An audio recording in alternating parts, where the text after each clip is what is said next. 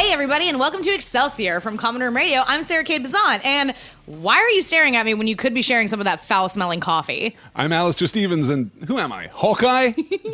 I'm Vinton Bain, and I know I look dashing. Besides, it's nighttime in Paris. What am I, a farmer?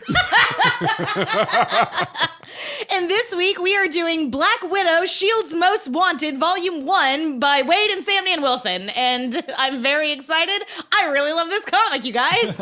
It's a really good spy story. We haven't covered anything quite like this in No, we really Excelsior haven't. to date. And this is great because this is a side of the MCU that I'm not terribly familiar with. It's not something that I spend a lot of time reading, this kind of espionage drama. Sure. But it works really, really well. And by God, gorgeous art. The art in this comic, I think, is some of my favorite art I've ever seen. Like, it's...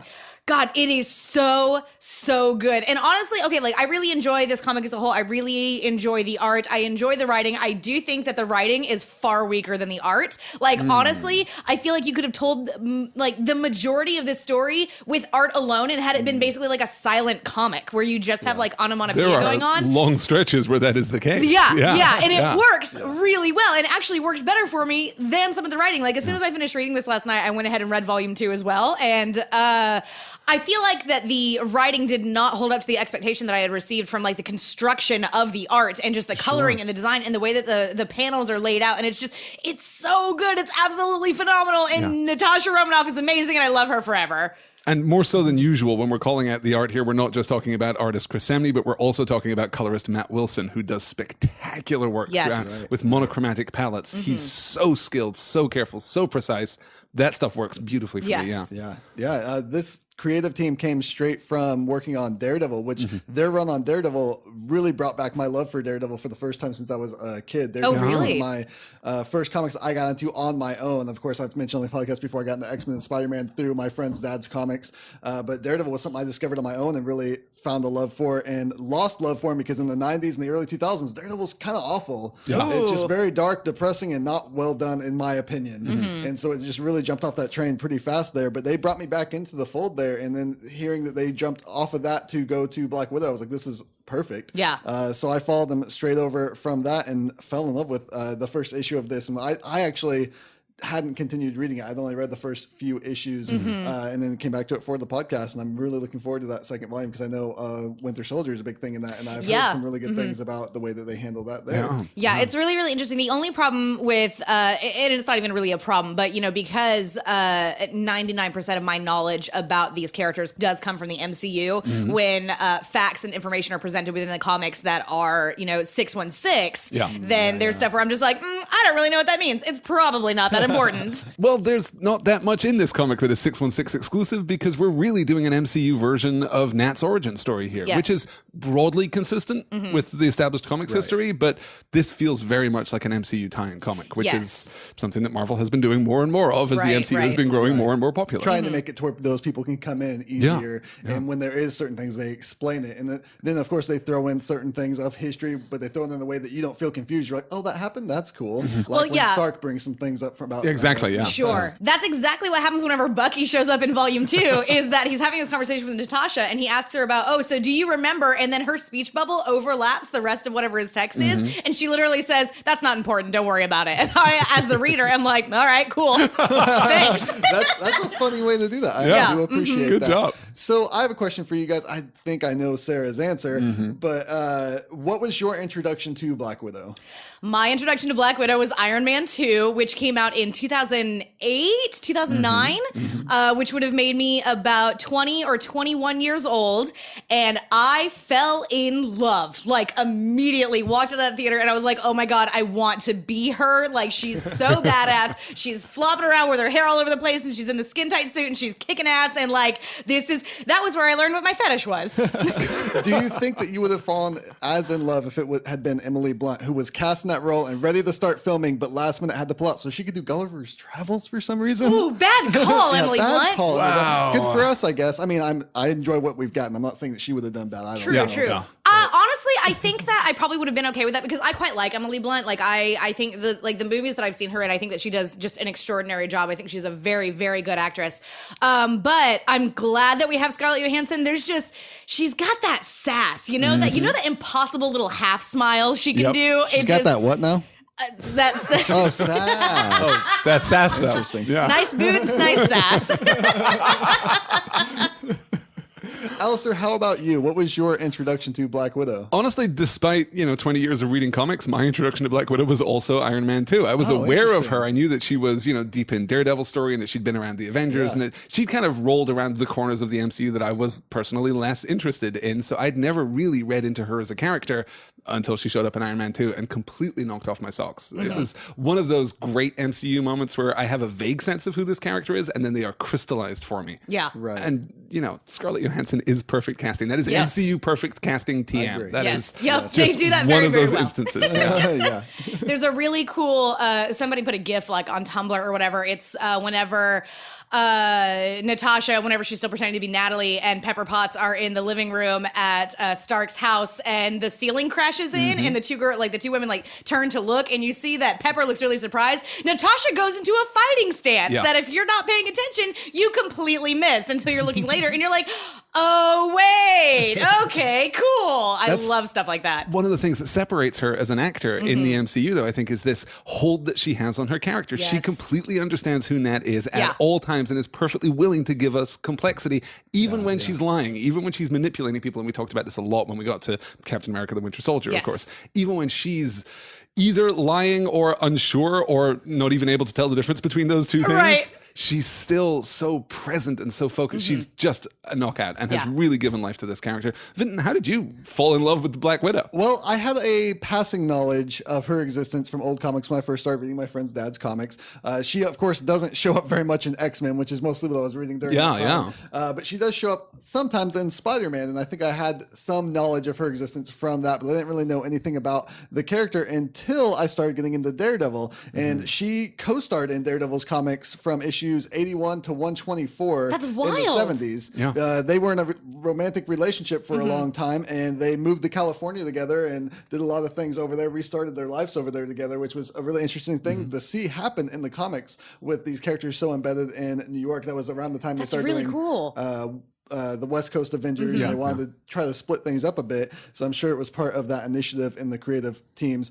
And I think them being together really is my childhood nostalgic OTP. Oh, really? Even to this day, like when I read about their relationship, I like want them to still be together. I thought it was so perfect when I was a kid. Them being together, it just matched perfectly for me. And I remember growing up and just really being into that relationship and thinking, they're so perfect for each other. Why did they ever break up? This was my OTP. I didn't know what OTP was back then. Sure, yeah. But I think that's maybe why I've always hated Elektra.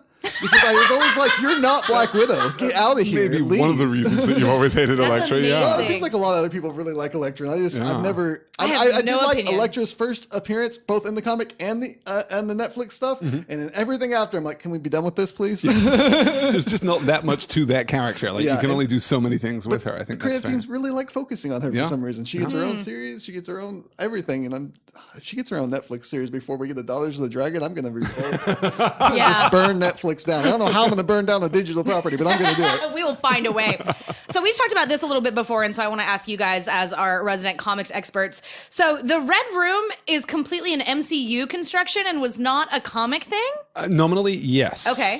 It was kind of codified by the MCU, and that's the version now that we get in the 616 as you see in the pages of this book. But Natasha has always been trained basically from birth to be the Soviet super soldier. She is the perfect Russian assassin. And we have to remember that she was introduced back in the time when the Cold War was a very real and very urgent danger. So nowadays it feels a little weird sometimes within the frame of the MCU in particular to be referring constantly to, Russian spies and Russian intelligence agencies. Right. And that's not really a thing in the 21st century, but it's an inherited thing from the MCU. Well, it's actually where she gets her name. She was actually part of the Black Widow project. Okay. And that's where she got her name. So it wasn't necessarily the Red Room. That was something that was kind of came up later and it's been put back, retconned, as we call it.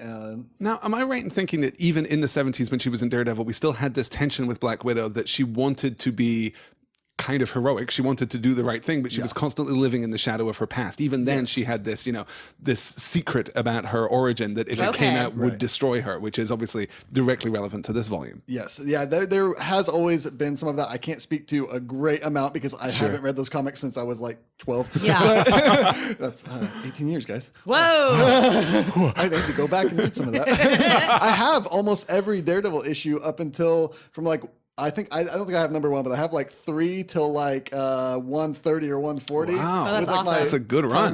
My thing I was most proud of as a kid, collecting all those from flea markets. Oh, that's and really, stuff. really cool. great, That's so yeah. great. So I have all those. I should flip through them. I have the first issue of this comic series framed up on my office wall. Actually, it's the variant cover where it says "Don't get caught in her web," and it's like just really cool art style. yeah. It's hanging in my office right next to my "Ask Me About My Feminist Agenda" Mockingbird comic and my giant Wonder Woman poster. So it's just my corner of badass women. Your corner of personal identity and yes. goals and dreams and aspirations. Yep, that's the one. your vision board is what Yeah, that is. it's my vision board. Also, I've got the Scarlet Witch drawing that our friend Janine did for me a couple of years which ago. is so great. Yes, Yeah. it's amazing. like She it was a so lot. kind to send that to me, and I love that so much. Okay, so I guess we should start talking about this comic really quick. Although, one more question. In the comics, isn't Natasha technically as old as Steve Rogers? Yes, she is. I'll get to that. I have a little section. I'm going to talk about Okay. her history a little bit, but yes, she doesn't age. Okay. So What? Like she just doesn't? ages less. Yeah, we get a reference to that. We in do, this and I book didn't too, understand it. Yeah, But I'll okay, get I'm into really it a little interested. bit. All right. So before we get into talking about the creators a little bit more and Natasha herself, let's flip over the VHS, shall we? I'm so excited. It's a great Black Widow pitch for the film that they refuse to give us, as Natasha Romanoff is turned against S.H.I.E.L.D. and blackmailed to do the bidding of, I'm sorry, I just can't even say that with a straight face. Never underestimate Nat. If kick-ass women kicking ass is your thing, you might want to read this in the comfort of your own home. It's an explosive tale of thrilling espionage, a Natasha Romanoff tour de force, the born widow, the spy who makes James Bond look like a hall monitor. Accurate. Accurate and true in every possible way. Yes.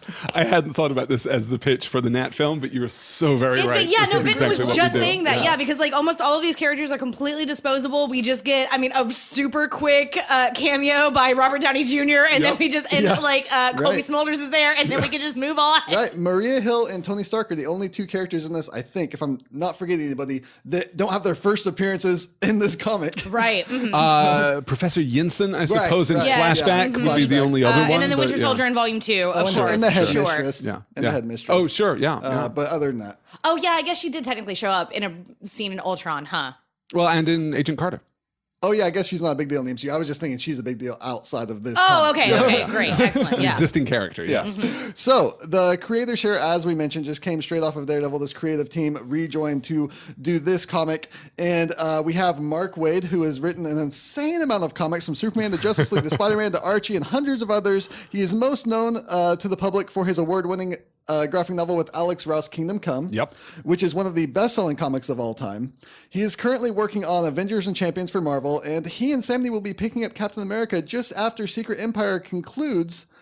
So when we stop having Cap be a Nazi? Yes. Thank God. And preparing that series to be taken over by Black Panther writer Ta-Nehisi Coates, which I'm really excited Oh, about. that is Who exciting. will write the hell out of the 6 issues of Captain America that we get before the next major crossover resets Marvel Can we, continuity. okay, all Well, right. I- Can we bitch about this just really, really quick? Why does Marvel keep doing like these events and these crossover things? All I want are stories. I Right. don't give a shit Yeah. about But these giant events universe-spanning. sell. I am That is really why they do hopeful them. No, that they no. have heard some of the fans' cries because Yeah. they are doing some really positive things in what they're doing now with the legacy, and they're bringing back all the comics to their original numberings, counting the comics that came in between those, even so it's no longer as confusing. Okay. Which I'm hoping we get some retcon numbers on the older issues so that they'll be like, this was volume 3, issue this, but it's actually issue like 234, and so you can actually keep track of all the numbers in order, and we no longer need like 20 different reading orders to actually follow the history of a character. So are they rebooting the entire universe again, or like They're what is not this? rebooting the Okay. universe. They're just as coming out of Secret Empire, they're going back to what they're calling legacy numbering. Yeah. Okay. And they're renumbering everything to be where they should be, as if they were never interrupted from issue 1. Oh, that's really interesting. Okay, great. And they're doing another legacy thing where they're having these characters who are taking off from other characters like Wolverine and All New Wolverine or Thor and the All New Thor meet up, and they're doing like just one shots of that as they continue on to build this legacy of theirs and talk about how these characters are taking over and doing new things. And Okay. it's their way of just looking at everyone who said, why can't we just have our old characters, and going, hey, this is why, because we're doing this new thing and you need to get on board with this. Okay, interesting. It does seem as though we're moving into an era of kind of more focused narrative supervision, narrative Yes. guidance in the Marvel editorial department, which is a really good thing. I have no problem with crossovers. I have no problem with big events. Right. big events do not have to consume the entire line. This is my criticism of things like Secret Empire, is that it's pulling in books that have nothing to do with Secret Empire. Well, like whenever they did the Civil War II thing that interrupted Hellcat and also Mockingbird, and it was like, I remember Kate Leff talking about how that just completely derailed like her whole story doing Hellcat, and they just had to, and so then it ended up that like the last third of the story that she was doing with Hellcat completely shifted from what she was originally planning on doing, and she was still really proud of it and still really enjoyed it, but it was just not what her vision was at all, because Marvel was like, oh, by the way, Civil War II happened, and this is, its fingers are in everybody's pies. Yeah. For what it's worth, in defense of Secret Empire in particular, I've heard that series is really good. I've heard that it really picks up. Secret Empire, and I really like it. Okay, I good. think it's good. fantastic. Okay. It might be really interesting, actually, to do that. Maybe when it wraps up, maybe right after it wraps up, we could do an Excelsior episode about it, just to look at one of like the biggest events in modern Marvel history and talk about how it works, not just as a story, but as an event, as a phenomenon. Right. And I should say, I've gone and I've been reading a lot of the spin-offs from that and a lot of the tie-ins and caught up on a lot to see where they're basically working in all corners of the Marvel Universe, and that the actual event itself, I think, has a lot of stumbles and overall had a lot of misguided judgment in where they were trying to take it. Yeah. But the individual stories and the moments in those comics have been some of the best I've ever read in comics. Okay, all right. I'll take that. I'll handle that. Yeah. So there's been some amazing times where I just got up out of my seat and threw my arms in the air and was like, yes, that was so amazing. So some fantastic moments. Jumping back to the creators, artist Chris Samney, we've already talked about here a little bit, received the 2011 Harvey Award for Most Promising Newcomer on his work on Thor, and won a 2013 Eisner Award for Best Pencilers/Inker for the work on The Rocketeer and his Daredevil. He is currently working on the all-new Guardians of the Galaxy comic. Oh, that's fun. Can I recommend that Rocketeer book, The Rocketeer Cargo of Doom? Yeah. Is fantastic. I am a huge Rocketeer fan, and that's also a connection back to Alex Ross, who kind of drew the definitive modern Rocketeer. The Rocketeer is so good. I even love the terrible movie. That movie was one of my favorite films growing up. I have not watched it since maybe I was 7 or 8, so I really sounds need to like go we have to do back, it for but Excelsior. I might be really against going back because I'm really worried. It's only been, I don't know, maybe 5 or 6 years since I watched it. Okay. It's really, really good. It's so evocative of time and place. It's got that kind of Agent Carter swagger to it. It feels really I've heard good. it's way ahead of I its do time. love me some Agent Carter the only swagger. way in which it is comparable to Agent Carter. Okay, Let me all be right. very, very clear here. Timothy Dalton plays a fantastic villain I in love that book. Timothy Dalton. It's really good. The Rocketeer, created by writer-artist Dave Stevens, it's just one of the great independent It creations. sounds like we need to track this down. I'm super into that idea. Yeah. Billy Campbell plays the Rocketeer. It's so good. You'd know him if you saw him. Okay. He's been in everything. So, colorist Matt Wilson, you might remember as the Eisner Award-winning colorist from Paper Girls that we talked about in that previous episode. Oh, I didn't realize that. That's amazing. So it's the same colorist here. Yeah. He is currently working on the new Runaways series. It's being written by Rainbow Rowell. I'm very excited about. Yeah, I've heard interesting things about that. And the comic is lettered by Joe Caramagna, who is one of the hardest working letterers out there. His name is all over Marvel Comics. Oh, really? Almost every comic I read, I'm like, who did the lettering? Oh, Joe. It's always Joe. Right next to Clayton Cowles, always. He's won an Eisner and a Harvey Award for his lettering, and he's also a writer who's currently working on the newest DuckTales comic. That's really fun. Which I also hear great things about, yeah. So like when we're talking about a letterer, are they just doing like the dialogue, or is this also like the bamfs and stuff in the background? Like what is? I think it depends from letterer to letterer, from creative team to creative team, who's doing what. Because often you have the artist also doing the layouts, also doing the design work. Sure. Sometimes you have a letterer who also does the design work. So the artist just sends him pages and he does like the boxing off of everything and laying out where the pages should go. It's a collaborative thing. It just changes from creative team to creative absolutely team. Confident that in this instance it was more collaborative than usual because we get so many unusual panel layouts. We get so many the panel layouts great in this comic are structures so page to page in this good. book. Yeah. Right. We should eventually do an episode that just talks about like the construction of comics and like how those work and That what would do be all of really, these really titles interesting. mean Yeah. and things. Yeah, Because that would be really, really fun. I could do a lot of research because that's something I'm really interested in, but I can't say that I know an insane amount about. But it would be interesting. I could talk a lot about, well, at least the Sailor Moon manga, which I used to know quite a bit about back in the day.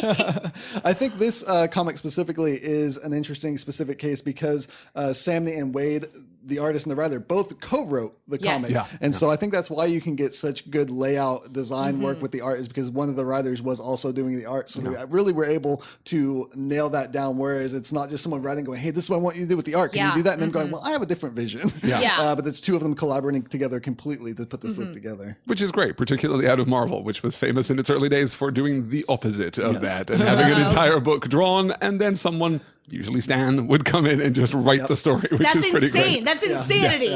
What? Often the writer would just give an idea. He's like, here's my idea. And the artist would just drop the pages and then the writer would come back and fill in the dialogue. And that's preposterous. it worked That's a really terrible well for business them. model. Except it's so fast because the it's artist super can fast. just go. The artist isn't waiting on scripts, and the art is what slows down comic production. Yes. So the artist can just generate pages, tell the story as they go, and then the writer has to kind of patch it together. And that's afterwards. why Okay, a I lot of guess that makes people sense. say that there's a lot of controversy over who actually created a lot of the characters because Right. Stan Lee just wrote dialogue for a lot of things. I see. And so writer, quote unquote, actually should be attributed to the artist as well because they're the ones that put out all those pages, decided what things were going to look like, decided where that story was going to go, and he just filled in the dialogue after they took his idea. That's so wild. They really carried a lot more of the weight there. So there's Which a lot is of interesting. Okay, yes, why no, you we get absolutely have to do, controversy like- over Kirby and Ditko. Yeah, no, and artists okay. like that. This Now broke I- up many creative teams because Oh, we I'm got sure. the fights over the way the story should go. Okay, like I'm super interested now in like a comics history, like construction Yes. series that we do for a couple of weeks. So we'll take a look at that and see when we can do that. All right, great. Good. All right, so let's talk about history on the Black Widow. Black Widow has Yes, been a please. vital part of Marvel Comics since she was created by Stan Lee, Don Rico, and Don Heck. There's another piece of background.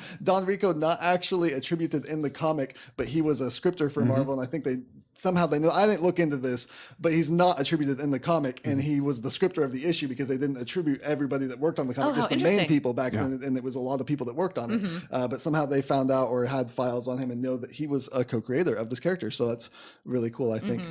Created in Tales of Suspense, number 52 in 1964, Natasha Romanoff is an expert spy, athlete, and assassin who is enhanced by a Russian super soldier serum.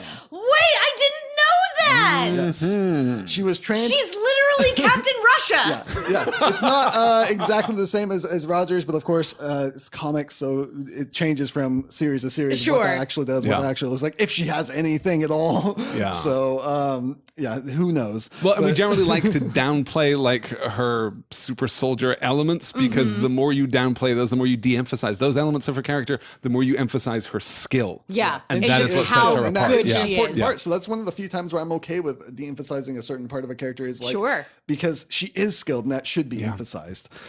Just to kind of note this is Tales of Suspense 52 in 1964. This is 2 years into the Marvel Universe. Yes. That's it. She's so right there. early. How Oh vital my of a part of gosh. Marvel Oh, yeah. she's been. Yeah. Yeah, she predates a lot of characters that we've discussed and a lot of characters who you would associate with the early days of Marvel. Sure. Yeah. Oh, that's fantastic. She was trained at a young age by the KGB's infamous Red Room Academy, later become known as that. In the comic, she was first introduced as a Russian spy and antagonist of Iron Man. She later defected to the United States, becoming an agent of S.H.I.E.L.D. and an integral member of the Avengers. We don't have nearly enough time to go through all the history because she really is a core part of Marvel's history in comics. She's been involved in almost everything that's happened in Marvel. And so there's Also, just hasn't she so much dated everybody at one She's point? dated a lot of them. And yeah, I think it's always worked well. I think they've always been handled pretty well when it comes to her. Yeah. We talked about Bobby Morris and the way that things there weren't handled very well. I think with Natasha, it's always been handled well. There's never been this like slut shaming thing going on. Sure. And it's always been like very much so she's the powerful one. She can do what she wants. This is something she wants. She's going for it. And it's never, I think, been, to my memory, mishandled. I'm sure it has. I'm sure there are I'm sure particular there has issues been, that are just certain horrible to issues, read now. Overall. But it's pretty good because we can empower her with that femme fatale thing because she's the Soviet super spy. Right. Because she gets to have that kind of sass and agency that we don't want to give to our quote unquote good girls. We don't want to give to our quote unquote heroes. This is something that Natasha gets to own and take ownership of, I guess, both actively and reflexively in a space that was, I think, particularly back in the 60s and the 70s, oftentimes much less progressive. Let's say that. Much less progressive. Yeah, one of the things I'll get to in the notes is that Hawkeye's introduction is here alongside Black Widow, and it's her seducing him to get him to do bad things. So that's How hard could that God, be? this is doing so much for my fan fiction. Hey, Clint, here's a Twinkie. That's all it takes. Here's a Twinkie, Clint. Just go do it. Ooh, piece of candy. Ooh, piece of candy. Oh, Clint. God. You sweet, naive, soft boy. I love them all so much. Okay. So, like I said, we don't have nearly enough time to cover all of her history, so I'm sorry for anyone who was expecting that. But it's really told well in the MCU films, and most people are aware of that. So I think if you just take that, you can really jump into any Black Widow comic with just that bit of knowledge and go, even though they still haven't given her a film of her own. I'm not bitter. So instead of going through all of that, here's some random facts. She is not Marvel's first Black Widow. What? Back when Timely Comics was Marvel, or Marvel was Timely Comics, in the 40s, there was Istanbul was Constantinople. Yep, exactly. There was another Black Widow character whose real name, that was an A-list Black Widow, real name, Clairvoyant. Claire. No! Great name. It was the Great comic. 1940s, It was the you 40s. guys. Yeah, that's true. She's made a few appearances throughout comics since then, but she's pretty obscure and forgotten about. Natasha was born in 1928 in the comics and orphaned during an attack on Stalingrad in World War II. Soviet soldiers rescued her there, and she was eventually induced into a secret USSR sleeper agent program. And remember that she has the super soldier serum that keeps her from aging as fast, just like Captain America. And then, of course, comics are also timey-wimey. Exactly, right? We should note a super soldier serum, not the super soldier serum. Not the American super version. soldier serum. And secondly, inferior version. Strong American version. Oh, God. we should also note that Nat is one of those characters that anchors the Marvel timeline, the 616 timeline, because most characters, we've talked before about the Marvel sliding timeline. Sure. But basically, it has been about 14 years, I guess, since Fantastic Four issue #1. So whenever you are, as you're reading, that's how long ago these events took place. So Iron Man has been Iron Man for about 12 years, and Spider-Man has been Spider-Man for about 12 years at this point, and that's all fine. But there are some characters who break that. Characters like Cap, who had to fight in the Second World War. That's definitive. And the same is true of Nat. So she's not as old. I mean, as she might seem, I suppose, but she is still, of advancing years. Right. And we determined in when we were watching The Winter Soldier that she was born in like 86, something like that. Yeah, in the MCU, she is, I think, just like a year or two older than I am. But then in the MCU, no super soldier serum. Right. That's right. Yes. Yeah. Yes. Just training. Just training. And just a badass. Just badassery. Yeah. Infusions of raw badassery into her bloodstream. Which really, if you're not thinking about her aging, the super soldier serum is pretty much... Yeah, it basically means nothing. If we're going to downplay it that much, then the only reason why you would need it in the comics is because, she was, around in World War II. What do we do with this? Otherwise, we have to freeze her for 50 years. Yeah.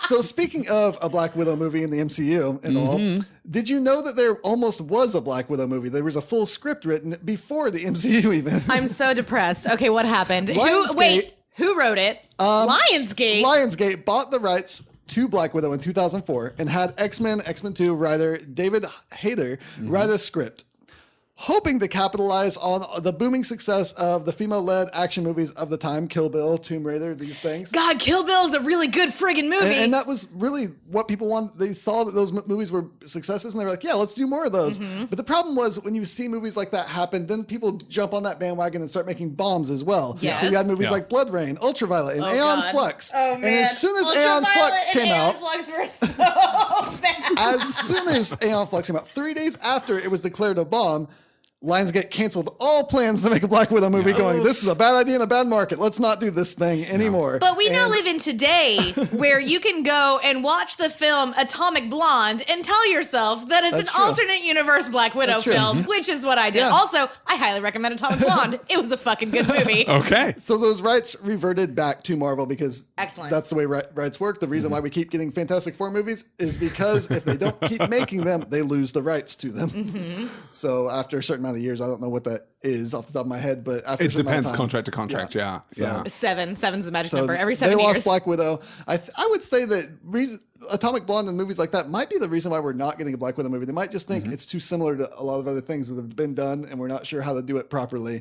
But there have been talks of them still wanting to do it. At this point, though, and especially after the success of Wonder Woman. But okay, here's the thing: is that Diana Prince and Natasha Romanoff are so extraordinary. I mean, a Black Widow movie by nature has got to be grimdark, right?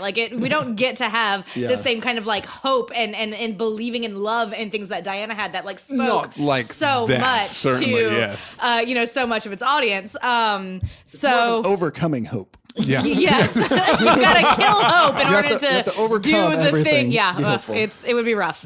So David Hayter, who wrote X-Men and X-Men 2, is currently working on an untitled Voltron live action movie, which I'm kind of into. He wrote the script for the Zack Snyder Watchmen movie. There are some problems with that movie. The script is not one of them. He is, of course, most famous for voicing Solid Snake in the Metal Gear Solid series. I was unaware of this. That's that guy. That's David Hayter.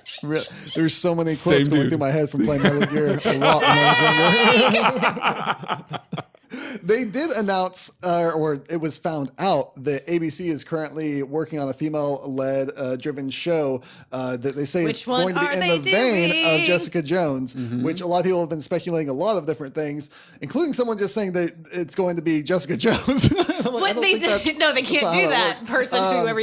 But people have doing said Patsy it could be Walker? Patsy Walker, which I don't think that they'll do that crossover, because as much as they say this is one universe, they really like their walls and they keep things separated for some They reason. sure do, yeah. And Patsy Walker does not have the name recognition. It needs to be Yeah. someone that will be a splash My when they launch thought the on series. it is that it's going to be a Hawkeye series. Kate with Bishop, Kate since Bishop. I would Clint really like Barton it. She's also a technically detective. She does is all retired. Of that. The other big theory that I've heard is that it's going to be Spider-Woman. Jessica Drew. Jessica Drew. Hey, And look the at reason you for with the this- comics knowledge. I own the first Look volume at you of dropping Spider-Woman. that comics trivia knowledge right there. I'm so proud. Thanks. And the reason for that is that Jessica Jones is actually supposed to be Jessica Drew when she was first created. And Wait, it wasn't what? until Bendis actually saw the character developing a different way that said, I'm going to make her a new character, a different character. She was originally just supposed to be Jessica Drew. That's so interesting. Yeah.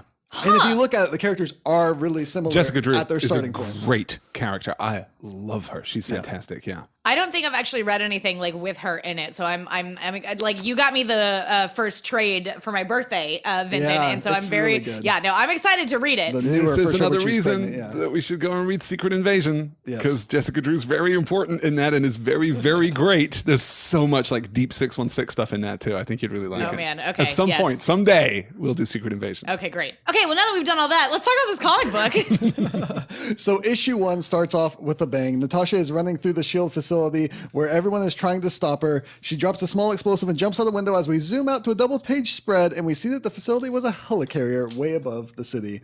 That spread is gorgeous and gets reused in the title page in every issue in this Yeah. first volume, and I'm very glad that it does It's because so it's so gorgeously It's composed. amazing. Like, it's just, gosh, the speed at which we get through this first issue, which we have no idea what's going on. Suddenly, Natasha is #1 enemy of S.H.I.E.L.D., and it's just, God, I love it so much. I love that in the art, she's just a tiny dot falling from a helicarrier Yes. to the city way below. Yeah. Maria Hill furiously asks, do you know what she stole from us, and commands the agents to recover her. Agents in jetpacks and even a flying car fall in pursuit. Nat ejects the driver of the car and flips one of the jetpack agents, then feigns distress, falling into the arms of the last jetpack agent. But she then steals his jetpack and pulls his parachute. And a great scene. I really like she kisses the helmet. She's the best. The fake distress on her face in that panel is drawn so well. It's the very beginning of me knowing Yes. that all the facial expressions in this comic are going to be perfectly spot on. Yes. Because we get that dialogue, cute, what's your plan now, Romanoff? And she looks frightened and afraid, and then he says, yeah, it's what I thought. And then she takes the jetpack from him, which is pretty great. As Nat nearly is street level, we see the agent she stole the pack from is now driving the flying car, and he shoots the jetpack. Nat lands, knocking a man off his motorcycle and driving off with it with the flying car in pursuit. I really like this line here where the agent says probably the truest thing that's ever been said about Black Widow. She turns a 40,000-foot fall into a ballet. Yeah. Yeah. great line. God, Jesus. Yes. Yes. The agent pursues, opening fire on Nat, and eventually Nat throws one of her little bombs into the car, getting caught in the blast herself. The two emerge from the wreckage, fighting back and forth. The agent lunges with a knife, saying, whatever you pinched from us, Widow, I hope it was worth it. And Widow smashes him in the head with a rock, replying, me too. Yeah. And that's the end of our issue 1. Yeah, the 2-page spread where it's just, God, there's almost no dialogue on this where it's just them fighting. Right, And it just is before the knife's so pulled, the well rock- done. Yeah. The colors are amazing. The art is fantastic. Guys, like, I already mentioned at the top of the episode, but I wish that we could have had a version of this entire story that was virtually silent. It would have been utterly astounding because, like I said, I do think that the writing is a little bit weaker than the art is, but this art is just absolutely astonishing. That's a 14-panel page there, and it Yeah. is so kinetic and immediate. The fight choreography is brilliant and brutal and completely transparent. It's so easy to follow exactly what is happening, which is one of the things that sets Samney apart. You can see how they spent so much time writing Daredevil, because you can really do these fight sequences when your art is this good and this We got to crisp. cover that Daredevil run sometime. It's really Yeah, good. We into should, that, yeah. What do you guys think of Nat's little smoke bombs and explosive little Pokeballs that she keeps like on her They are belt? like little Pokeballs. I was thinking that too. Really great, yeah. So that's our entire first issue. It's just this extended action And sequence. Nat has a single line, which is "Me too." That's it. Doesn't say anything else the entire issue. You have It's no idea what's going fantastic. on. You always want a story to hook you in at the beginning so that the reader's drawn in and sticks around for the rest of the issues, especially when it comes to comics. And the next chapter you have to buy, and they have to hope that you buy that next chapter because you're not buying the full novel right then and there. This comic succeeds with flying colors at that. Yeah. It really drew me in. It really reminded me how amazing Black Widow is, and just what she is capable of. I mean, that whole line says it all. She makes a 40,000 foot fall look like a ballet.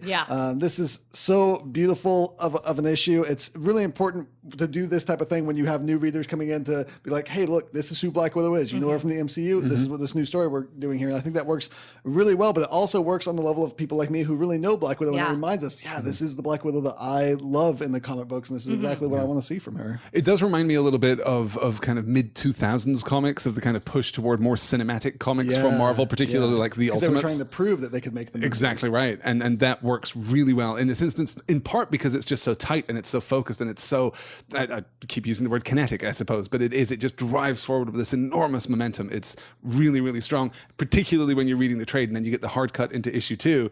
And the flashback sequence here, which is so strong. The frame. And the color scheme is so completely different. We start off, in that first issue where everything is very red and very warm colors and just very violent. And then we move over into the second issue where we're in a, stormy afternoon / evening in a graveyard. And just, God, the color work in this comic is Wilson so fucking knows what good. he's doing. Yeah, he does. He does. He's great at setting emotion by color template. So we jump into issue 2. We start out 1 week ago at a S.H.I.E.L.D. funeral. Maria Hill offers her condolences to an agent for the death of his protege. As the agent asks how many more agents will die due to Black Widow going rogue in the field, leaving agents vulnerable, we see that Nat is overlooking the funeral with a sniper rifle. She spots armed men sneaking into the graveyard. Hill reminds the agent that Widow's training is a great asset, and that we learned that this is a secret S.H.I.E.L.D. graveyard where the deceased just get numbers to protect them from S.H.I.E.L.D.'s enemies even after death.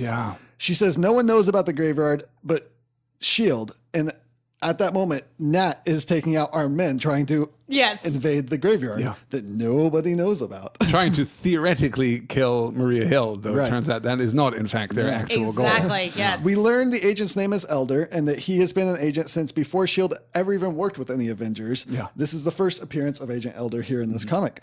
Nat takes out another armed man and hears over an enemy comm in order to take out Hill. A man dressed for the funeral approaches with a knife, and Nat takes him out mere feet away from Hill, walking him off with her arm around him as if nothing. There's 2 people at the funeral walking off. I love that. She unknow this completely. As she just walks off with this guy she just killed and then throws his body into the bushes. And again, I know that we're going to talk about this a lot, but the color scheme here is absolutely amazing. Well, we've got like the main scenes going on in the graveyard and everything is like that muted like grays and blues and things. Whenever it's like the intense fight sequence, we're back to like the reds again. And it's just, it's so good. And instead of showing like this person died, they just show the blood falling on the dark blue background. And it's this bright red dripping. I really love Widow taking out all these people silently in the background, keeping the agents safe while they're talking about her credibility as an agent. Making it sound like she's worthless and just gets people killed as she's saving all of their lives. It looks like. There's a great tension here between like old S.H.I.E.L.D. and new S.H.I.E.L.D. S.H.I.E.L.D. in the age of superheroes. It's really tense and really MCU too. I mean, this doesn't really hold up to scrutiny actually in the 616 because S.H.I.E.L.D. has been working with the Avengers basically forever. Like that's a long-standing relationship. But in the MCU, you can see how this would be all the more powerful, all the more effective. I love too that throughout the coloring, we often get this splash of red or pink just from Nat's hair, which is really great. You see 2 bright red things in the darkness: Nat's hair and blood. Yes. Nat then knocks down a masked man and asks how they found this place. He informs her that there is no hiding from the weeping lion. He informs her that the priest doing the service is strapped with explosives. And when Nat asks why they even hesitate because Hill's unguarded, she's informed that Hill isn't the target, Nat is, and a bag is slipped over her head. The bag is taken off in a room with a caged lion. She is handcuffed on a chair surrounded by 6 men. She easily escapes the cuffs and elegantly takes out all 6 men. man descends the stairs into the room, commenting that Nat didn't even break a sweat taking out those men. And we get our first appearance of this weeping lion. Yes. She comments on how the men were amateurs, and he says that captive animals need to eat. Nat tells him that she is not captive, and he asks if she has ever gone through one day without lying. Oh, God, it's so good. It's just so reminiscent of so many of the character moments that we got in The Winter Soldier between Nat and Steve. And I adore it. I love it so, so much. He feeds his lion and gives her some files that shock her. She screams after him, asking how he found out about this. He tells her that she's asking the wrong question. She should be asking how to keep him from sharing it. He informs her that he has a job for her that starts with getting a key from a helicarrier, explaining issue 1. Yes. And that if she gets anyone else involved or double crosses him, that all the information will go public. So she reluctantly agrees. His lion pulls one of the dead men into the cage by the boot, and we end our second issue. Yes. And I really like that moment where the lion pulls in the body, because I think this symbolizes calling back to what he said about how caged animals need to be fed. Yeah. This is showing that she was fed those men, but there's something much greater that's about to happen to her. Just like the lion was able to pull in that body and get more food. There's going to be much more food to be had in this comic. It was a cool little deep cut beat in there. Yeah. No, it works beautifully, absolutely. And using Nat's history against her is a really strong play. If you're going to do a Black Widow story, that's absolutely the story that you should do. That's definitely what you need to do. Tap into her shame and her guilt and her fear over the things that she's had to do. Yeah, really strong. So we go into issue 3, and Nat is walking down a New York City street, and the people that pass her deliver a message from the Weeping Lion piece by piece. Which is a super cool concept. Yeah, like, that's really neat. Each one of them has a few words as they go by. Yeah. To deliver this full message. It's really nice. She is to go back to the Red Room, to its catacombs specifically, to retrieve a file. Agent Elder is seen following Nat, but she's also aware of this and easily loses him. Nat flies to Russia, where we see she has taken out a number of soldiers.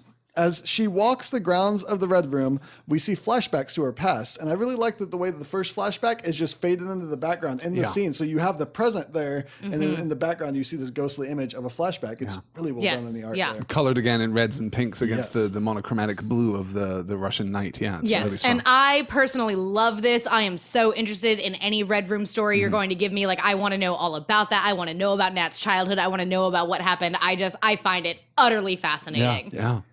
In the flashback, we see a child, Nat, harshly telling a child named Anya to stay at the dormitory and not follow her on her mission because she is not trained enough. Anya argues that she is not, quote, mama's little recluse, but Nat leaves her at the gate. As present Nat enters the old dorm, the room looks old and thrashed, and there are gunshots. 2 men are rummaging through things and talking about the lion sending somebody. One of the men is shot in the head as he walks through a door, and Nat begins to strangle the other as she spies the silhouette of a young girl out of a broken window. She takes out the man in a graceful ballet with images of a ballet dancer over on top of the full-page spread. Okay. It's beautiful. It's really beautiful. One of the things that I love the most about the art style throughout this is that anytime that we're seeing Nat, like, in the middle of a fight, like, it's so balletic. I don't know what the adjective form of that is, but I use mean elegant over and over again, but absolutely elegant. I mean, like, you can see that, like, her training in ballet absolutely 1,000% affects what her fighting style is, how graceful, like, this deadly untouchable grace with which she moves, and I love it. I love it so much. I love this comic, you guys. We also see in that page Nat's evolution, her growth into maturity, because the first instance we get is a young girl in, like, the little black leotard, and then the second beat is a more mature girl in the white the white ballet outfit, I guess, and then Nat in the present in her little catsuit that she wears. Really good. Yeah. It's a nice way to say that all of her training and history has led up to her being this skilled. Yeah. Man, so much can be told in just a page of art. I know, right? That's why I'm saying it's like, I wish that, like, oh man, I wish that this whole comic was just a silent comic. It would have been utterly astonishing. In the flashback, we see young Nat returning from her mission injured, and the headmistress takes her to the catacombs to patch her up. She scolds her for going out on the missions this early in her training and tells her that there will be a scar from the wound. And I really like this dialogue here that she says, a scar is not the mark of a mistake made. It's another lesson, that you are stronger than whatever it is that gave it to you. You will endure many such lessons in your life, little spider. Not all of them will be from enemies. Yeah, it's very good dialogue. Yeah, how does a headmistress get one of the best lines happens in the book. I don't know. I'm so interested in this entire Red Room concept. I'm interested in the headmistress. I'm interested in the other girls. I'm not as interested in Anya, honestly. I am as dismissive of Anya as Nat is. Sure. But anyway, no, I love it. Yeah. She tells Nat that allowing her into the catacombs was a rare privilege and that this will not be repeated now that Nat has learned how to give herself stitches. Yeah. She tells her Although, did she really? Because headmistress is defo like stitching up her back, and I don't know how much Nat was paying attention to that. Yeah, well, that's the way the Red Room works. That's the way the Red Room works, I guess. And if you don't, you'll die. Yep. She tells her to rest for a moment and then lock the door as she leaves. Nat slips a knife out of her boot. Present Nat descends the stairs in the catacombs as the flashback ghost of the headmistress ascends, which is an amazing visual. It's so good. The flashback ghost image of young Nat is seen working the knife under a shelf in a bookcase as present Nat pulls a file from the bookcase and feels for where the knife should be, but is not. And Nat is surprised by a young girl thrusting a knife into her gut. Yeah. And that's the end of our issue 4. A girl who I guess we're supposed to connect back to Anya. Looks like Anya, right? Looks At like first, Anya. I was very Yeah. confused, and I was like, "Oh wait, does Anya also not age? What happened here?" But it's not Anya. That would it's a be different girl. so much worse. Yeah. Yeah, yeah. And creepier because kids are creepy. And Yeah. creepy. Yeah. So we start issue 4, and one of the things that I really love about this issue God. is the way that the cover works as the first panel for the whole story. Yeah. I'm sure it's been done multiple times before, but I can't recall, and it works so well here that I think that's the way it should always be. Yeah. honestly. It works so effectively here. Yeah. And then that first page with the 9-panel grid with the 4 active panels and Yes. the 5 blocked out panels. Yes, So because strong. Nat is losing consciousness Yeah. and like coming awake and then like passing out again. Like it's utter genius. Look at the coloring. Look at the way that we're melding those blues and reds together. Yes, and on this everything page. It's is like gorgeous. shifty and it's not quite in focus. It's so freaking That good. specifically, to me, this looks like random glimpses of her losing and gaining Yeah, consciousness yeah, as she's that's being it. carried. Yes. So just random glimpses of what she is actually seeing. Yes. And that's so beautiful. Like, Yeah. who would have thought of that? Yeah, That's so it's beautiful. amazing. In a flashback, young Nat runs into Anya, who is glad that Nat returned, and reminds her that Nat should have let her come. Nat scolds her, saying that she would be dead and that she's a distraction. She tells her not to speak to her and that she'll kill her if she does again. She calls her mama's little recluse. And I feel like this is Nat trying to protect this little girl, right? This is Nat in a I don't really know, harsh place like, saying, okay. stay away from me because I'm deadly, and if you get near me, you'll die and everyone will die. You're innocent and you need to get away from all of this. I think that's a really interesting read. That is definitely not what I read from this. What I read from this is Natasha, like young child Natasha, definitely has some Harry Potter syndrome going on, which is that I clearly am the protagonist and the best one and the favorite, and like I have no time for you. I mean, like Anya is basically Colin Creevy at this point. Oh man. We're calling I like Creevy. my read better. I'm sticking with it because to me, I do see where you're coming from. Though. Sure, I yeah. could definitely see that being the case. I just see child Natasha being like so ridiculously ruthless. Like her training is not done, Right. and yet she went on like this Yes. this killing mission that presumably she was not supposed to have done until she was a little bit older. Yeah. But she's like, whatever. I'm Natasha Romanov. Natalia Romanova. I do what I want. yeah. To me, it reads because of thinking about the knife in the bookshelf. She is against the headmistress from begin with. She's doing something in secret. She knows that she wants to That's get out of really this place. interesting. And to me, she is the hero from the start. She is the one trying to overcome, and she's willing to make the sacrifices. She was like, "I'm the one that gets to be hurt. You have to go to your room and be safe." Vinton, I love that. And so I really like that even as a small child, she's thinking about escaping. She's thinking about protecting. And she already is taking these burdens on her shoulders like that she does with the S.H.I.E.L.D. agents. That Yes. she has to protect them. They're putting themselves in these dangerous places, but That's she really feels like she neat. has to protect all of them. Okay. Combined with the paranoia of the life of the spy, that she knows that the headmistress and everyone at the Red Room will turn on her. I'm curious about Anya's role. Natasha tells her, "You're not even a trainee, Anya. You wouldn't last 10 seconds in the Red Room. In the field, you'd be a distraction." What is Anya doing here? I What is don't this know place? if we get it in the comic, maybe in volume 2, but she is the headmistress's daughter. Oh, she is? Okay. So Yeah. that's why I keep calling her Okay, Mama's sure. recluse, is because headmistress is Sure, her mom. sure. Okay. Yes, So she's just a kid growing up Yes. I around think the Red so. Room, Yeah, but I not think in that the what Red it- Room? yeah, I think that that what might it be is- worse, you it's guys. It so might much be worse. so much worse. Yeah, but no, I believe. Yeah, I don't remember if we get it in volume 1, but we get a ton of it in volume 2, and Anya does come back in like a big way. But I think that as a child, the headmistress wanted to actually keep Anya out of that because all of these girls are. I mean, they're puppets. They're soldiers. You can just send these girls out to murder somebody, and if they die, whatever. We've got a dozen other girls. It doesn't even matter. But because Anya is the headmistress's actual like flesh and blood daughter, she wants to keep her out of that. But of course, Anya is seeing all these other girls who are like training and like getting all these accolades and stuff like that, and like wants to be a part of that.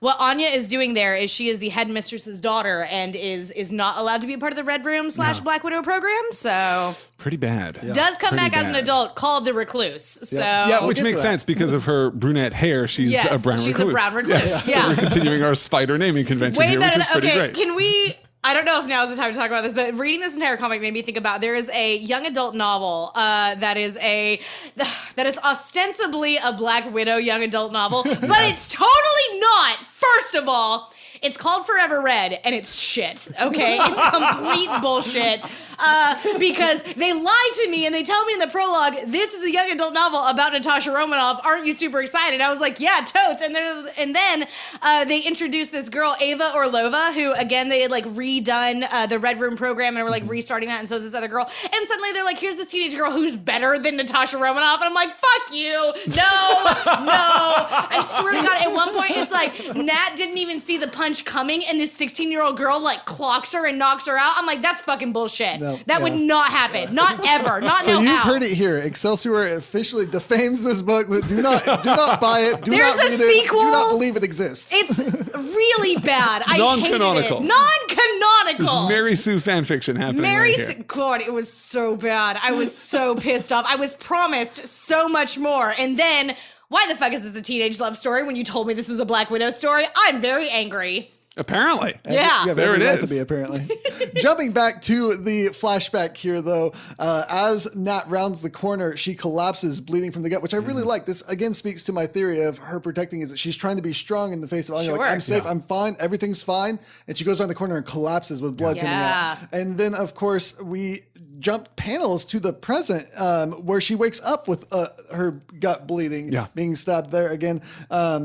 To a bang, and a man enters the shack she's in, and we see a flashback of a man teaching her to shoot birds with a rifle, and he's smiling over her. This is probably the only person in the Red Room who's training you and smiling over you proud. For This sure, seems to be like a father-like character in such a desperate situation that maybe there's only like 1% fatherly, which is about 100% more than you would ever get from anyone that taught you in the Red Room. Maybe a little more than 1% fatherly. Yosef is pretty great. He is. Love I meant Yosef. during the Red Room, because if he was any more, he would have been killed. That's fair. Yeah, no, Sure, true. yeah. But no, clearly Natasha's his favorite. Clearly he's very, very proud of her. Right. And I love this. Love this. Yeah. You know the headmistress fucking hated that shit. Oh, yeah. Then we see the old man enter, and you clearly connect it to the flashback. And I really like that line, why are you staring at me when I could be having some of that foul coffee? And he's like, good afternoon to you, too.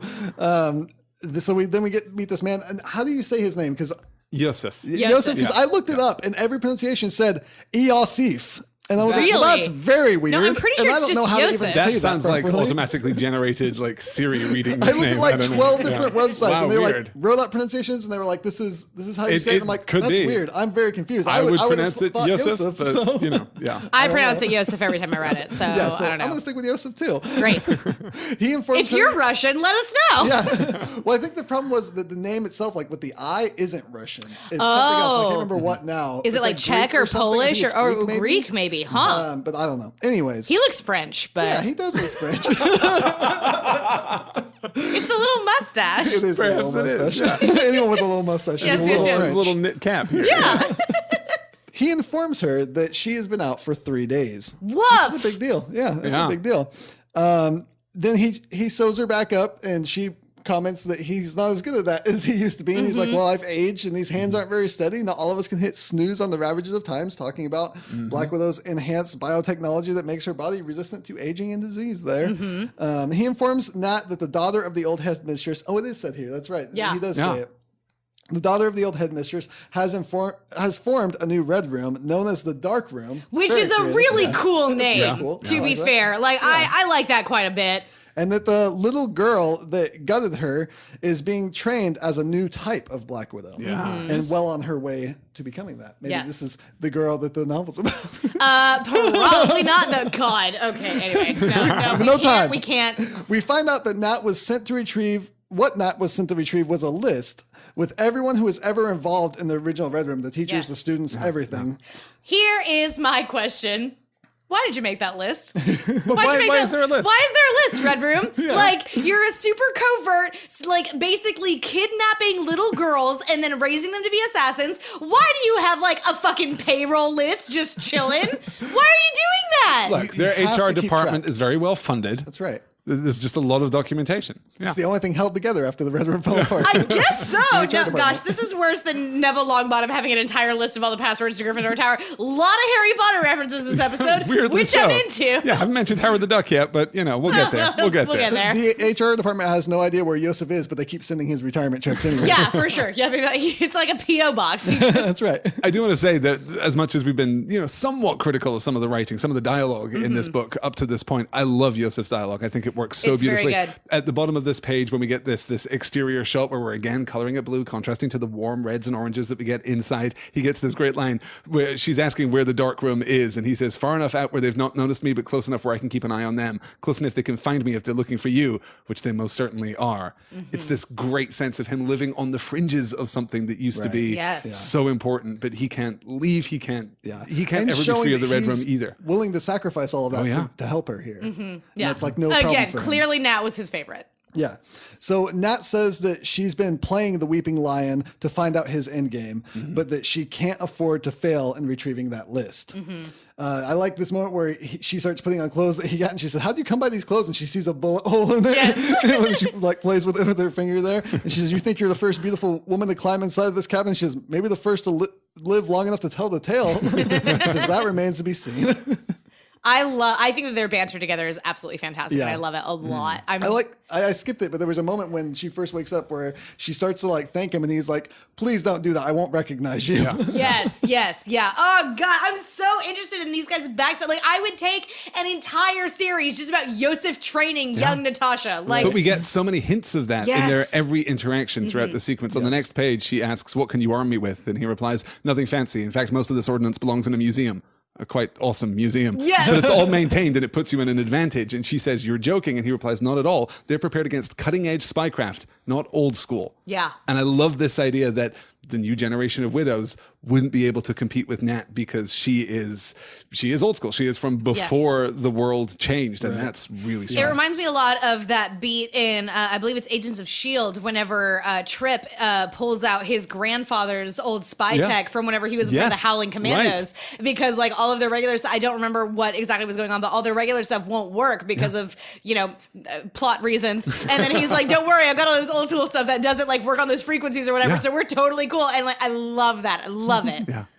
Yeah, so he does only have these antique guns that Widow herself is not even trained in Yeah. necessarily. And so she's like, "How can I use these? I'm not trained in these." And he tells her, "Well, we have at least a day." Yeah. Yes. And so it says 12 hours later, Yep. and he says, "You catch on quick as ever, dear. See how painless that was?" Then he says, "In our line of work, it's best to rely on the simple tools. Gizmos are for amateurs." And she says, "I know some Avengers who disagree."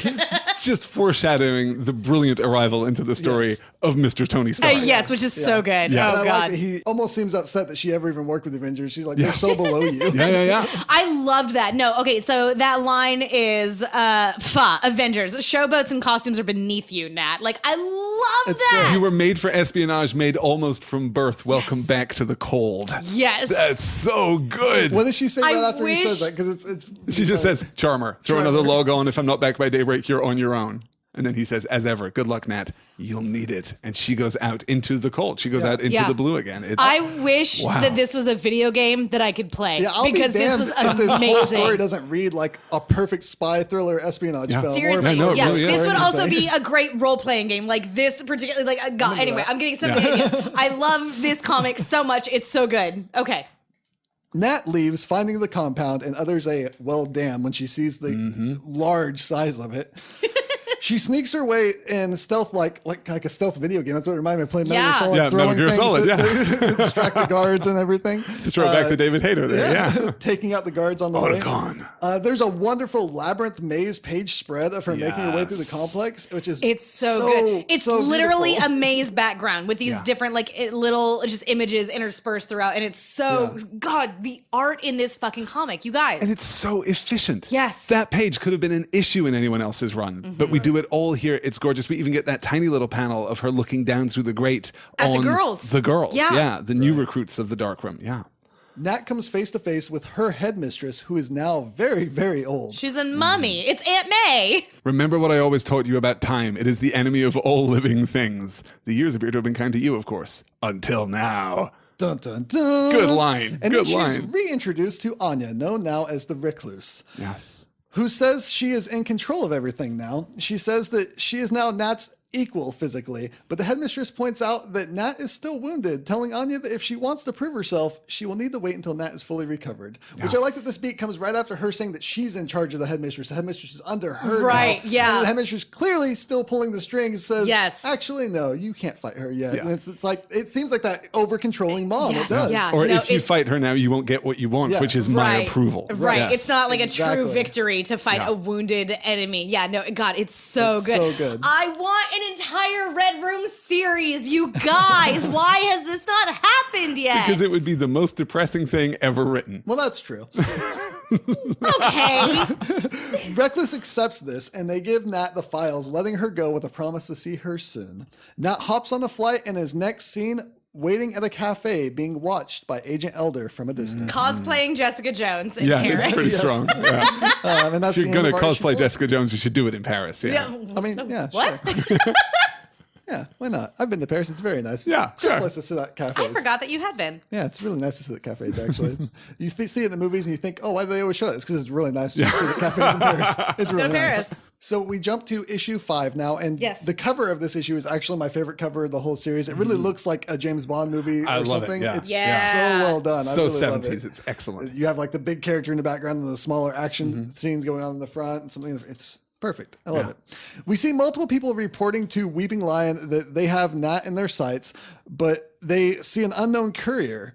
He tells them to strike on his signal. Nat gets up, addressing Agent Elder, talking to him, saying that he must be Dimitri, sent by the Lion. I love this entire sequence. Yeah. It's so much. So good. Yeah. And that they have S.H.I.E.L.D. agent on their tail. Elder just plays along. She tells him that they must go somewhere private. I like this line that Alistair picked from the opening here where he says, must be one hell of a package you're handing over. You do have it, yes. And she says, who am I, Hawkeye? Of course I do. I'm surprised the Lion didn't tell you what to expect. Elder mentions that she betrayed S.H.I.E.L.D. and she side-eyes him really hard here, which I really like that in the If artwork. looks could kill, Yeah. you would be hella murdered. And she mentions S.H.I.E.L.D. Their agents have no idea how hard I work to keep them safe. Yeah. And I love this because we see love here, this. if we I didn't love know this so already, much. she knows he is S.H.I.E.L.D. and not from Lion. She's trying to protect him. She is saying this to him, knowing how she is viewed because agents don't know how hard she works in the background to protect them. Mm-hmm. Elder mentions that Lion must have one hell of a hold over her, and Nat says to be sure to tell your boss that. Again, she knows Yes, he's she S.H.I.E.L.D. knows exactly who he is. Yes. Agent Elder is shot in the gut as he is saying, I feel like a lamb led to, which is a great beat. It's almost like a Whedon cut or It something. is. No, it's very strong. Oh, yeah, I love that.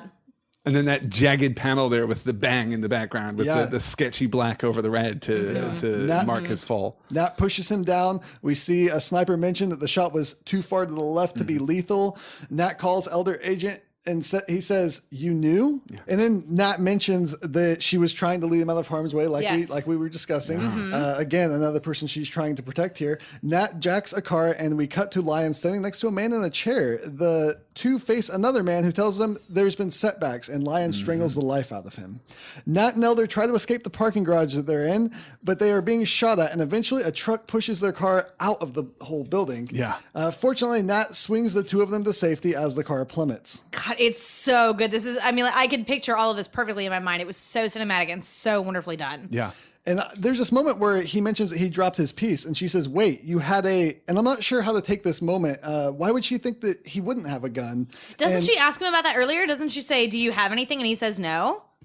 Oh, maybe I I could have missed that sworn beat. that happened. I was thinking maybe Yeah. she's just No, she does. surprised because he didn't try to She shoot says, her. Svlochi, they're 360. Tell me you're carrying. And he takes a beat and says, what no. does Oh, flochi yeah, mean? I missed that. Ah, that's an excellent question. All right, you check that real fast. The only Bastards. bastards. Yes. Excellent. The only Russian word I know is dermo, which is shit. See, I was Well, thinking, now you know another. Yes. Yes. Slochi. Dermo Slochi. Shit bastards. as they often are. See, I thought she was just surprised that he didn't try shooting her earlier with how angry he was and trying to track her down. Now I know. Two men grab Elder, one holding his own gun to his head.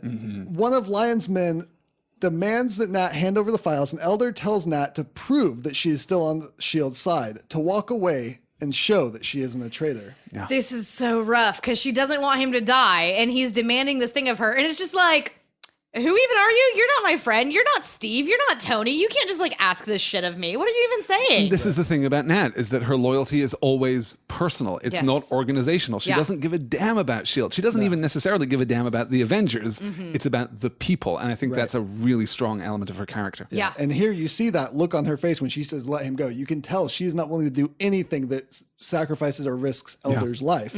And this panel here is really interesting. There's a scene where one of the men says, these files you have must be muy importante. Yeah. Fork him over. And then the panel moves over to where Nat is looking, and they really want you to see that this is the same time that he's talking, because half of the dialogue balloon is cut off there. I thought that was so cool. I thought that was such an interesting concept. To show you that in the comic, they want you to know who's talking. So they show you him, but then they show you what she's looking at while he's talking, and it's the gun at the back of Elder's head. Because you That's all can't do she's that focused if it's on. just a double width panel there, which you could do in that available space.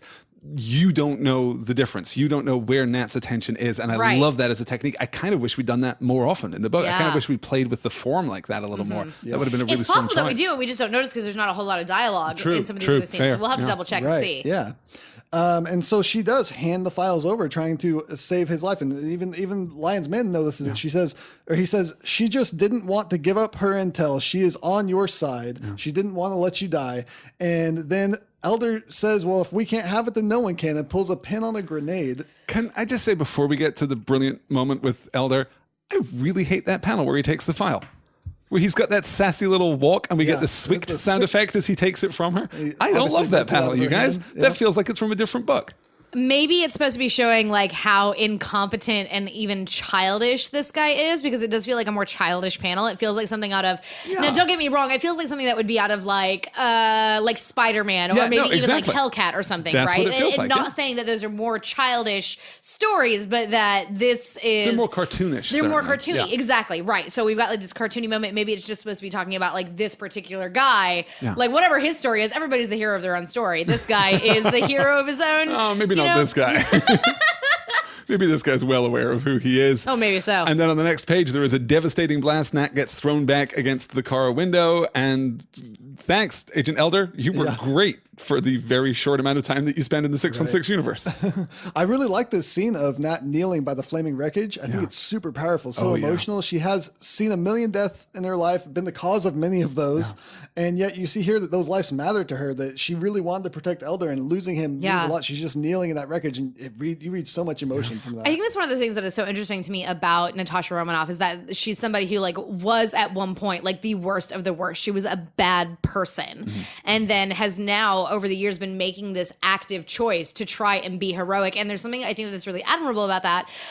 Because as I was reading this, I was thinking a lot about Wonder Woman in particular, because Wonder Woman was so special and so different. And like Diana Prince is just Diana, Princess of Themyscira, is so different. Where like Diana has never been a bad person. She was heroic from minute one and was always, attempting to do good. And I love her for that, and I appreciate her for that. But I also love Natasha for it. And I think that I love Wanda Maximoff in a very similar vein, whereas like it's not that Wanda necessarily was doing bad on purpose, but that Wanda was screwing up a lot of the time. Yeah, Wanda's conflict comes from her potential. She is dangerous and potentially out of control, which is really interesting. But Nat inherits two really strong motivators in that space, because she inherits the kind of noir-inflected femme fatale thing, where she is sexy and therefore bad, sexy and therefore dangerous. That's a really strong archetype for her. But she also gets that super spy 1960s thing, where you do terrible things in the name of,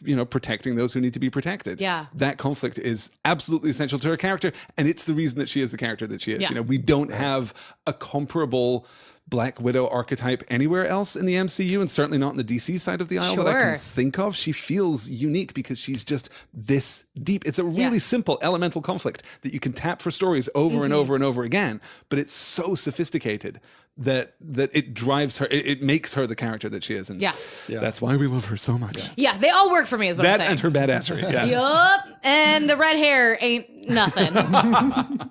So Lion says that now he will broadcast her biggest, darkest secret to the world. He says for many, the information will be quite devastating. And we cut to Iron Man flying at a rapid pace. And in his head-up display, it says, target Black Widow. And we're at the end of our issue. Really strong as we move into the last issue of this first volume here. So our final issue that we're covering today, issue 6, opens up with Tony Stark tinkering while listening to the radio where Sharon Carter... Is he working on a Hulkbuster armor? Yeah, it's some kind of bigger armor. Something big, yeah. And it was Sharon Carter? I thought so. Commander they say Carter. Yes. So I'm assuming. Sharon Carter, who's in charge of S.H.I.E.L.D. for the most part in more recent days, I think. Wait, is she... I don't know if she's the actual head, but she's somewhere Is it up like there. Hill and then Carter and then... I don't know exactly. Okay. I think S.H.I.E.L.D. has a number of commanders, but she's in a senior position. But in Secret Empire that's happening, she was like the big deal. Yeah. I see. That, so, yeah. I like Sharon Carter quite a lot. I'm a Sharon Carter apologist, actually. So there's some interesting things that happen in Secret Empire, some good and some bad with her. So we learned that S.H.I.E.L.D. has cut all ties with Black Widow, and the host of the show says that the files release unveiled secret espionage acts performed by Nat before she defected to the West, including being a key player in the abduction of Professor Ho Yinsen, the scientist who, in captivity, sacrificed his life for Tony and made Iron Man possible. Pretty great character, pretty major detail in Tony's backstory. We're mining the 616 universe here. This is pretty fundamental stuff. yeah. Which it is interesting that maybe we'll get some kind of connecting to this in the future in comics. We'll see. He has a daughter who's kind of taken up that mantle and is doing her own type of Iron Man thing, working with the U.S. Avengers. And doing stuff, you mean Dr. Jensen? I thought you meant Tony Stark. Yeah, no, Dr. Jensen. Ooh, I almost lost my shit. Sorry. I was about to be like, excuse me? But so that brings up some interesting point that if Black Widow is at fault, that maybe his daughter would find out about this and be very upset about it as well. Yeah, I thought about that, but this is another one of those beats that really feels like this is an MCU tie-in comic Sure, no, this is more than it absolutely is a playing on like 616 the Iron Man movie That's why from we're like not bet on 2006. this actually permeating into anything else. What do you think of the art for Iron Man? On the next page, we get this large horizontal panel of Iron Man flying through the city. Does that work for you guys? Does it feel as, I don't know, natural? This is a leading question. Does it feel as naturalistic and as grounded as everything else that we've seen in the book to date? I would say it didn't feel like it fit in the book as well, but it also, when you have this espionage spy thriller book to throw a man in flying armor and is naturally going to feel a little Sure.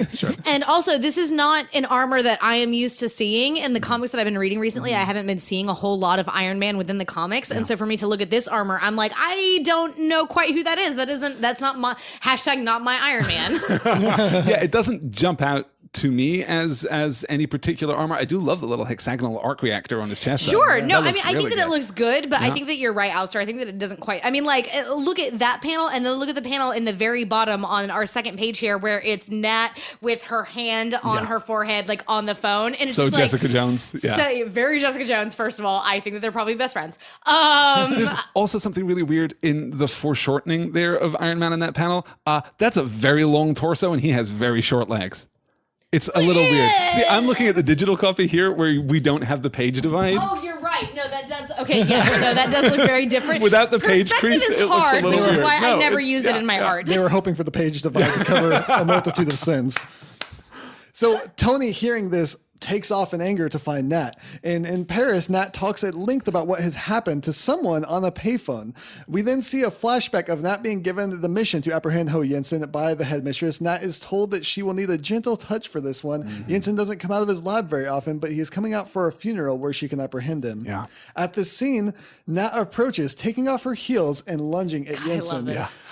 And then that brilliant panel at the bottom of the page where we see from a great distance just Nat in the air as men fall all around this her. is silhouettes of the men. I love it. And then she slips her heels back on with torn hosiery. Yeah. It's such a cool, like, two little panels of her taking the heels off It's and really slipping them great, back on. yeah. It's like you don't want Nat to take her heels off. That's Yeah. not what you want. It's And then never you what move down want. and Well, you see maybe sometimes how, you do. Well, you move down and you see like how fucking beat up she Yeah. is. yes. I adore when she returns this. to the driver Yes. empty-handed and beat the hell, and he assumes that she failed, but she informs him that she did not, that Jensen is unconscious down there waiting for him to go pick him up, saying, "You wanted to be in charge of transport." Yeah. Nat watches on as Jensen is handed over to Wong Chu's men, and he begs for his life. And even then, you can see in the facial expression, she's wishing she did not have to have done this. Yeah. Back in the present, Stark finds Nat on the payphone. Nat is looking really rough as Stark tells her that she's losing her touch and was super easy to track. And you'd think that would be something he would take into account, but I guess not. Tony? It's not like he hasn't known Natasha Romanoff for like decades and knows how good she is. I mean, come on. Yeah. He sees how beat she is and says, good Lord, Romanoff. Apparently, whatever I was planning to do to you would be redundant. I love all of the dialogue here. Again, we've talked about the dialogue in this book, but all of the dialogue in this scene is so good. When she's talking on the phone in the previous panel, yeah, an old flame just showed up to kick my ass. It's been that kind of a day. It's so good. He offers to take her to a nearby Stark office where she can, quote, try to convince me you weren't responsible for the death of the man I owe everything to. Can we talk about the fact that Tony Stark's password to get into the Stark building in Paris is Le Knock Knock? Good job, Tony. Good job. But there's also an optical scan, which is needed for him to be there to get into this place, which is why he might be doing it if he would think about it. Yeah. But he's not thinking about it. I also like the part where she says, what, no clothes for me, as he transforms into this tuxedo walking in. He says, what you're wearing isn't programmed to molecularly rearrange. Stop staring. I know I looked at you from the line I opened up the podcast with. Then Nat tries to explain what happened. She says it was a long time ago. She was a different woman. And he says, oh, I remember you sent the Crimson Dynamo after me, which is from her first appearance in Tales of Suspense number 52. He says, you dropped a building on me with anti-gravity ray, which is from the issue right after that. Oh my gosh. And he says, and I don't even want to talk about the path that you sent Hawkeye down before he turned into a good guy, which was Tales of Suspense 57 with Hawkeye's first appearance. Oh, that's so amazing. And over the years, I've forgiven all that, but this is a different matter. So I really like that they do call back to really how anyone reading comics at that time would have gotten to know her, her origins there. And she tells Stark that that's exactly why she never told him, because she knows how big of a deal this would have been. Yeah. And he really goes on to say that this scientist was a brilliant guy who would have changed the world had he lived. Way more brilliant than Tony Stark himself. More brilliant than Stark, more brilliant than Banner, more brilliant than. And that's a lot for Stark to say. Yeah. Stark is not a person that usually says it when people are smarter than he is. No. So, and then Nat says, I regret that. And he says, you regret, and grabs her arm really hard. And hey, Tony, did you notice that she didn't break your arm when you did that? Because that might be a clue number 2 for you that something isn't right, you oblivious jerk. Tony feels bad, but Nat won't even give him a chance to make himself feel better. Plus, she knows what she's doing, obviously. Yes. He says that I like this part where he says he has a pull-out sofa for sleepover, and she's like, of course. I really enjoy their dialogue. I really enjoy their... just this tete-a-tete, I love it so much. I love whenever we get to see these heroes like just chatting with each other like normal people. It's my favorite thing in the universe. Then we get the full body scans by the computer, and he says, hey, we got to prevent sexy assassins.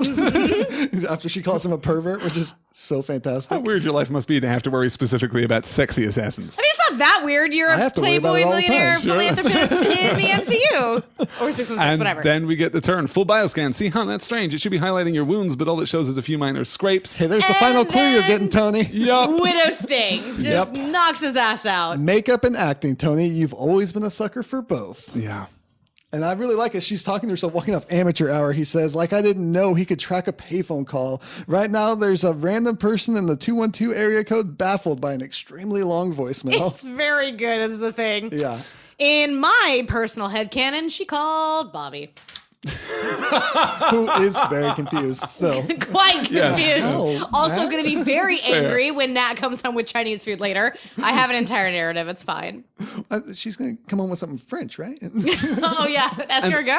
All of this is just a play to get back to the Weeping Lion, which is amazing. Okay, my personal kind of preference here is for the Nat Tony scene. Yes. I want this to play out as it seems to be playing out because I really love their relationship. And while I understand how driven Nat is right now, I like her being anchored. This is why she works so beautifully for me in Winter Soldier, because she is ruthless and merciless, except when she's not, because of those personal connections. Yes. Right. And as he's rattling off their history, I really love that connection. I really love the intimacy of that. It's not necessarily romantic, though it has been in the past. Sure. But I like how close they are as people. I don't love the turn here where she betrays him just because if she had asked him, if she had talked to him, like I get how vulnerable she is right now. I get how paranoid she is right now. And, always. But I love the idea that she could have gone to Tony and asked for help. Yeah. Well, and that even comes up, is it the end of this volume or is it I think it's in volume 2 where Tony is talking to her. Must be volume. It must be, yeah. I haven't read that. Tony yes. straight up says to her, next time, come to your friends. I like that. Okay, This, you know what? This plays that into solves the whole problem Sarah's for me. Harry Potter thing where she's like, it could be like her trying to protect him, but she often Right. thinking, I'm the main character here. I have to protect you. You're just weak little Tony Stark. Right, exactly. And he's this like, is bitch, I'm this is Hermione. my business. Yeah, exactly. So I kind of He is. is kind of Hermione. Wow. Who's their Ron? Is it Hawkeye?